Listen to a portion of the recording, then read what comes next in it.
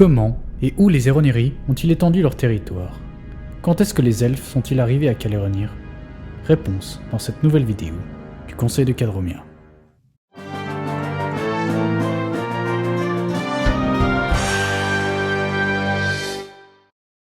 La région de Cadromia unifiée et sous contrôle, les Eroniri, toujours poussés par leur soif de conquête, vont mener une expédition vers le nord, fondant la ville de Kal Bether en moins 999, sur une île au cœur d'un grand lac.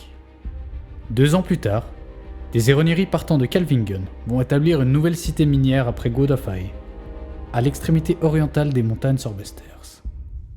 Cette nouvelle ville, nommée Mirae, sert aussi de point de départ pour de nouvelles expansions, à commencer par la cité portuaire Tenueae, donnant ainsi accès à la mer. Durant les décennies qui suivent, les Eroniri tentent de trouver des portails vers leur monde d'origine. Ils en trouvent un, en moins 844, au cœur de la forêt de Svienil.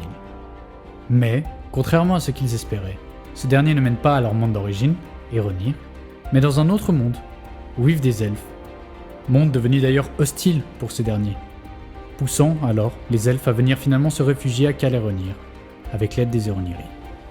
Des Eroniri qui décident de leur céder la partie supérieure de la forêt de Svienil, que les elfes renomment Amoefira.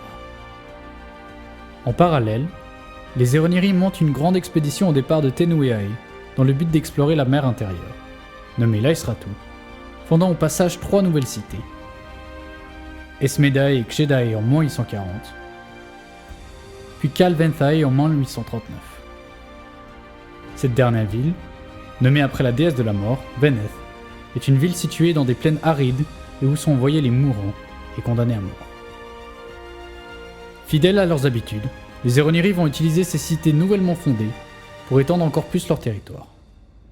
Ainsi, ils remontent le fleuve depuis Esmedae au travers de la forêt d'Edforil pour fonder la ville de Serenae. Puis, après avoir établi une jonction terrestre avec Kal Bether, ils remontent vers le nord et fondent Kal Jahalam, au cœur des montagnes qu'ils nomment Jahalum. Cette étendue vers les montagnes du nord vont les amener à rencontrer en moins 820 les nains des Sancesters, parents des nains des Sorbesters à Cadromia, avec qui ils entament des relations cordiales.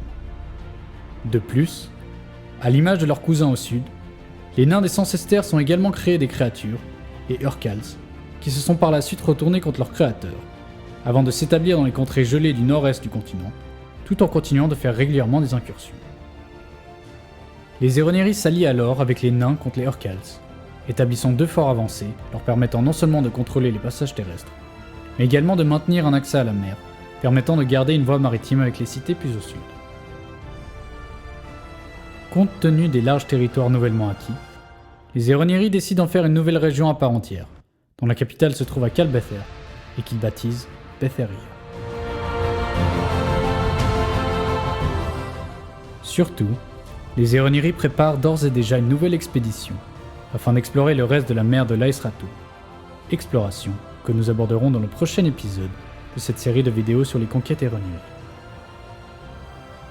D'ici là, nous souhaitons comme d'habitude vous remercier de nous avoir regardés, ainsi que pour vos likes, commentaires et partages. Nous remercions tout particulièrement nos membres Patreon pour leur précieux soutien, et nous vous disons à bientôt pour une prochaine vidéo.